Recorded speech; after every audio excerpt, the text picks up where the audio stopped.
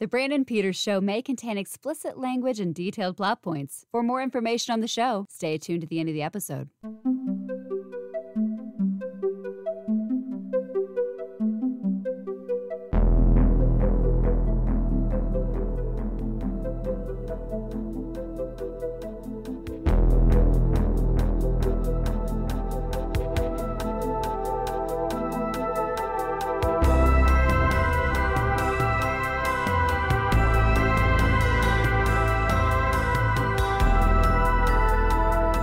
And now, here's Brandon.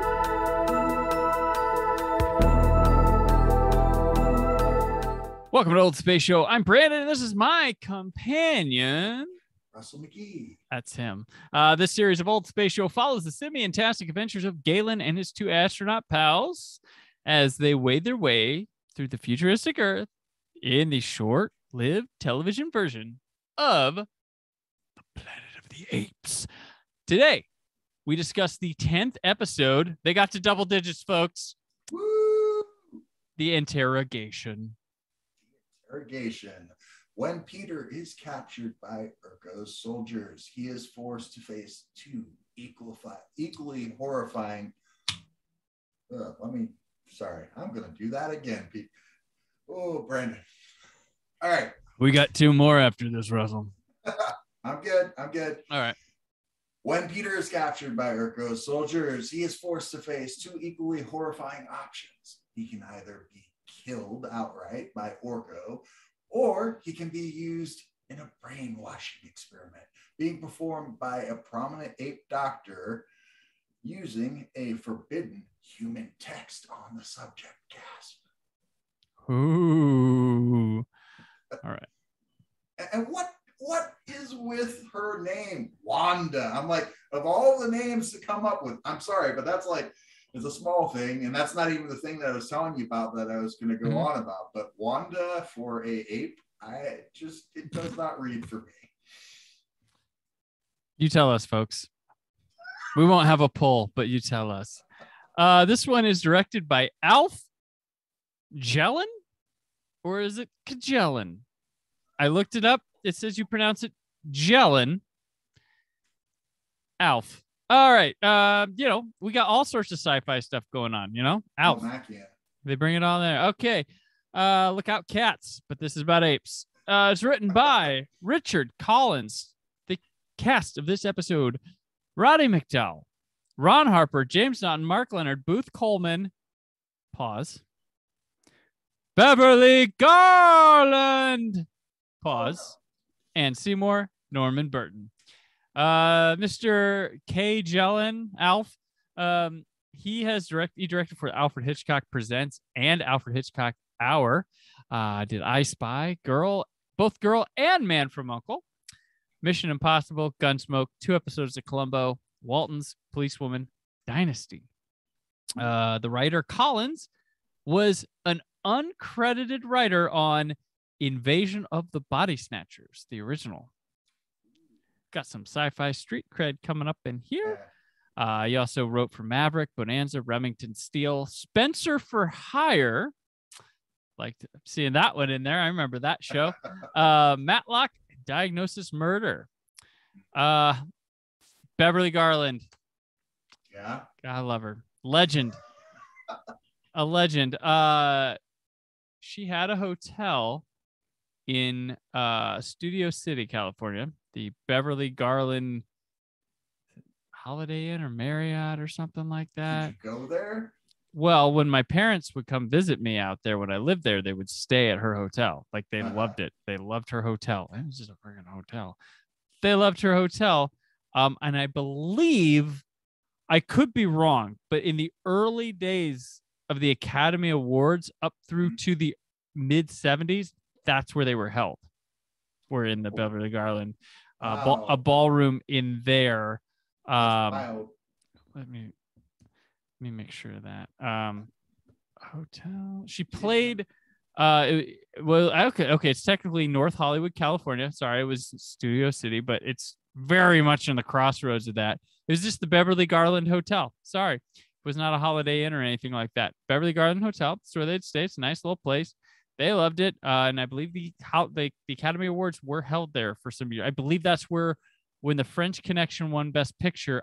This is my stupid knowledge I have in my damn head, because I remember in William Friedkin's memoirs, he talks about when he won Best Director there, because he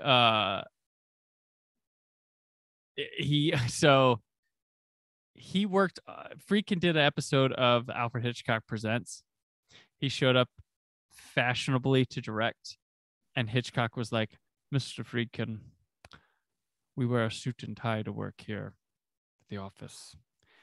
And he said when he won the Best Director, he was so like high on himself, and Hitchcock was in the front row, and he's like, "So much for that suit and tie, huh?" Oh, that's amazing. And Hitchcock Hitchcock just rolled his eyes. Hitchcock famously never won the Academy Award for Best Director. But when he went for, and I believe he said it was at the Beverly Garland Hotel. No, but he did win Best Picture with Rebecca, though. But that was a Seltzman Oscar, not his. I know. Yeah. I know. Saltzman or whatever. Yeah. Yeah, I know. Like it's funny. And I was watching something recently with interview with Peter Bogdanovich, and he was like, he's like, as much as it was praise at the time, whatever, like it wasn't until Francois Truffaut did that series of interviews with him and released that study that people actually look back and started taking him seriously. Like he wasn't taken that seriously in the moment. It wasn't until that they were like, "Oh, maybe we did have someone really good here." And at that point, he only delivered like after that. I think when that came, he had like Frenzy, Topaz, and Family Plot that came out. And I think I do think Family Plot is unfairly maligned because it's not that bad. But once you appreciate him, and then that's his last movie, I think an overreaction of disappointment on that has cast an unfair light on it. But and I know we're down a rabbit hole here. Hitchcock. And I'm like, but dude, like, yeah, I'm also with you because like his comedies are not his strength, and that wasn't his only comedy that he did. Yeah, he did go. The Suspense Guy went out on a comedy, but all his suspense movies, one of the biggest elements is comedy. Like that's what helps your suspense with it. He was really good at dark, devious suspense. Straight comedy, I don't know. I like Trouble with Harry quite a bit. But did you ever see Juno and the Peacock? Oh, really old one? No, I didn't. Well, yeah. Well, I mean, you're going way back there. I thought we became the master. I'm not going to sit here and tout Jamaica Inn or anything like that. But yeah, no, I get you. Fair there. Yeah. But yeah. So, anyways, to track it back, Apes. This thing I mentioned happened at the Beverly Garland Hotel, who Beverly Garland is here playing Wanda in this episode. So we left off last time, but now some things have happened. Things have gone to shit right away, and Peter gets captured to start this episode right away. Like it goes back to, like you said, they're doing a really good job of that cold open with having them just boom right into the action. Right in the action. Zayas wants to experiment on him, and Urko's like, "Why must we take all our simple problems and turn them to experiments?" Like he is probably voting GOP. But yeah. And then we have Wanda, the brilliant scientist, and they're trying to figure out what's so special about the astronauts.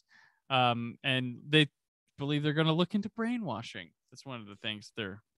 But this is the one thing, and I told you I had an issue with this plot, and you probably guessed this. It's about them using the text from 1986 from the time capsule. All along, the series is set up.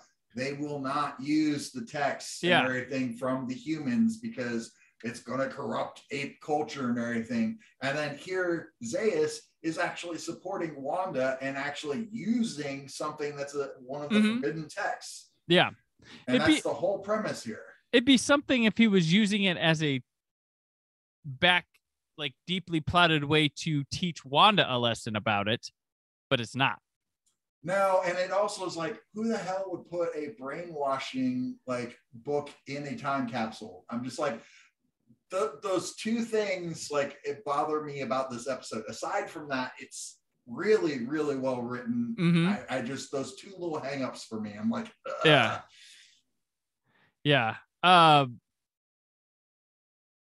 like there's some weird stuff in here too that inadvertently, like there's a part of our questioning. There's one part where there's drums, but it's the score. It's not like, I'm like, that would have been like effective to have like an ape doing something just to like, get them, but like, and it's like, I was like, oh, that's kind of neat, like the tense drum. I'm like, oh, it's the score. I thought it was in the room at first. It's the score, but they do have, and I laughed, the light where they're doing the reflector thing on it. I was like, clever. I don't know if it would sweat him out that much, but yeah. They do actually acknowledge the drums in the dialogue too. Do they? Yeah. Because he's going on about he can't hear her. And then all of a sudden she's like, she does something else. And then like all of a sudden she pulls a fast one and is like, oh, so you can hear me now. Convenient. Okay. So like it is part of the diegetic sound as far as we don't ever see the apes doing the drums, but it's definitely there in the world. Gotcha. Yeah. So while that's going on, Alan and Galen, they have this thing where they hijack a carriage or some sorts, and Galen poses in a pink gown, which is funny. But one of the big things of this episode is we meet Galen's family. He comes from somewhere, Russell. He comes from somewhere. He does. Like we've had backstory with the other two characters, and it's also interesting because Roddy McDowall gets a lot more to play with. You didn't even get this in the films in the same way. So like we get to see his parents here, and the whole relationship as far as the structure there, where his father's council. His father is Yalu, and his mom is Anne. Yalu and Anne. Like, okay. Again, Wanda, man. Yep. But Yalu is on the High Council, so he's really prominent. And then it's interesting because he's very conservative, but the mom, and you see this then how like Galen and how his character has evolved, is more open-minded about things. And she's the one who's able to persuade the father into listening a little bit more as the episode goes. Yeah, for sure. Yeah, there's some big moments in it. I do love like the mom, her makeup looks like they're using like a new mold of ape. The longer nose. Like maybe it didn't fit her face, the ones that they probably were using on everybody. So I'm wondering if they had to make a special shape for her face that just didn't fit well. And then his dad's got an ape version of a Mr. Rogers dad sweater on, which I thought was cute. But he does have a great conversation with his father too. Like you were saying, like it's a good dynamic. He's like, do you think you could, he goes, his father's like, do you think you can change our world? And he goes, I'd like to. I'm like, yeah, it's good. It's good lines there. And I think they're really, especially with the stuff with the father here in this episode and like the family dynamic of what's going on, they are really finding their footing with this series on the racial and prejudice social commentary stuff. Like they're really digging in and doing well on it. It's the meat of their dramas, and it's not just forced there, and but it's working. It's a through line now, and it's like, it's awesome to see these situations, like to go town to town, to find it in different ways, to try to fix and succeed or fail in different ways. And it's really, really making the show much more interesting in the drama department, for sure. Because Galen basically questions his father and asks him, what you know and what you think about humans, is that based on ritual and routine, or where is your ideals? Are you open to other things? And that's part of that conversation Brandon was just talking about a little bit ago. Yeah, no, it's really good stuff. And it takes the mother to step in and just because she believes, and it helps the father to see, like the mother being brave and standing her ground is an example enough to convert the father to maybe see things differently in the future. You don't know if he's just a okay with this situation guy, or if going forward he's going to be more open, but at least there's change, That mother character also, and I know I keep coming back to it, Brandon, but like, it's not a small role in the sense that like she's given a lot to do as a character, and like absolutely a strong female like role. And like, we're talking about prejudice and stuff. I think there's another commentary going on there as far as with even the sexes, as far as how she's given more to do here. Yeah. They're taking core social issues and stuff.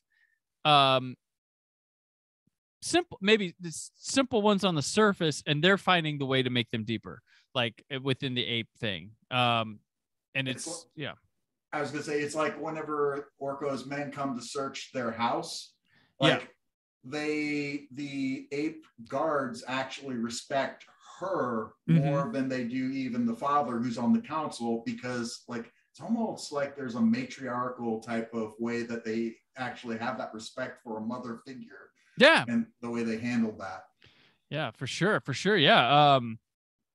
That's the deepest. I mean, there's that interrogation stuff going on, but the family stuff with Galen is far the most interesting aspect of it.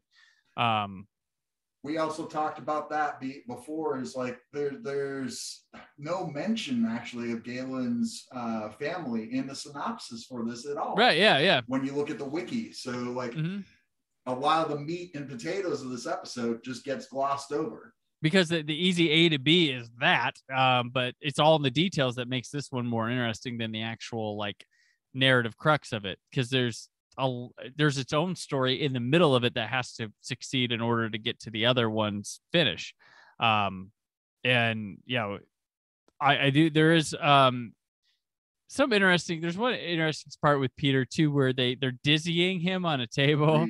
So it's torture, but we do get a hallucination where he's in the park with his gal Susan, played by Lynn Banish, and they're just on a romantic picnic. It's in like the real modern world, probably San Francisco or something. And it's kind of like, whoa, this is what this looks like. We get a peek at what they would have been look like when modern Earth and whatever. 1980. 1980. Right. The hip 80s, but that's sort of interesting there. But once they are able to get Peter out and escape, hide, and have the family stand up, like the dad before Galen leaves tells me he's proud of him, but also he manages to credit mom with helping him see right. So no missteps were made in the handling of this stuff, and it doesn't feel old, sadly. It also doesn't feel forced either, the way that they handled everything. Yeah. Does not feel contrived. Not at all. I really like that stuff about it. Like, this one's meat was real, like the just like the meat and potatoes aspect of it was great. The whole venture of this was whatever, but you know what? It's TV. Had this succeeded, this would have been like a 22, 24 episode a season thing. You got to slow down in places. And this was excellent at its slowing down and having a 2-room show. You got the interrogation room, you got Galen's parents' home, and it's just hanging out in 2 places. We also talked about in the last episode about Urko's character and how that has changed. Here's another example of that, in that he's having to take the back seat because Zaius is telling him, you need to give this whole brainwashing thing a try. Right. But by the end of it, Wanda's got to let and concede and actually turn over Peter to Urko, because like it didn't work. She couldn't break Peter of with the brainwashing. Yeah. No. It's good stuff. Absolutely. Another little dynamite. It's sad that we're going to come to an end here. We've got 4 episodes remaining, and it's like, oh well, crap. This is it. This is where it's figuring itself out and setting itself apart from the show or the movies, and figuring out where it can dig in and make its mark in the ape world, the ape series, the lexicon, the franchise of the Play of the Apes. But all's gonna end here too soon, apparently. But till then, it's time to take our stinking paws off this damn dirty episode. Russell, thank you as always for joining me. And until next time, where can people keep up with you? Indiana Public Media. I am the on-air promotion producer for WTIU and WFIU. But for all of your sci-fi crazy geekiness, check me out with Big Finish Productions. And there I'm a sound designer and sometimes writer. And I work on their Gallifrey range. And we actually have a new story coming out, new set coming out, Gallifrey War Room. So look out for that. Fun story. My daughter has a new doll baby thing, and she named it Leela. That is amazing. Okay. For the red hair, but she didn't realize she did it. She didn't realize. I was like, she's like, oh my God. And it's similar hair color to Louise back then. I was like, that's interesting. Now, and okay. So you went on a side there. Is my first niece is actually named Tegan. I don't know if I've ever told you. Oh, no, you didn't tell me that. No, and like I kept my mouth completely shut whenever my brother was like, "Oh, we're thinking about naming her Tegan." I'm like, and I did not say a word until after. Oh, jeez. Is she gonna, when she moves out, is she gonna go, it's just not fun anymore? Oh, she's very much in the dramatic arts, so it's going to be interesting to see where she goes if she ends up doing some similar stuff like her uncle. Excellent. Well, we look forward to those developments. Meantime, hashtag Beverly Garlangetan. I tried. I'm on Twitter and Instagram at Brandon4KUHD, written work on WashingtonBlue.com. There's more from the Brandon Peters Show this week. Mike Vanderbilt's back for a music episode on Friday, but from old space, it's the Madhouse! Thank you for listening. The Brandon Peters Show is a Creative Zombie Studios production. Produced by Brad Shoemaker and Brandon Peters. Written and edited by Brandon Peters. Announcer vocals by Jessica Alsman. Theme song by Metavari. Web design and show art by Brad Shoemaker with Brandon Peters. All music and clips featured in the episode are property of their respective studios, and no infringement is intended. Additional information on this and other episodes at BrandonPetersShow.com. For any inquiries, press opportunities, or sponsorship, contact mail at BrandonPetersShow.com. The show is available on Apple Music, Spotify, or anywhere podcasts are found.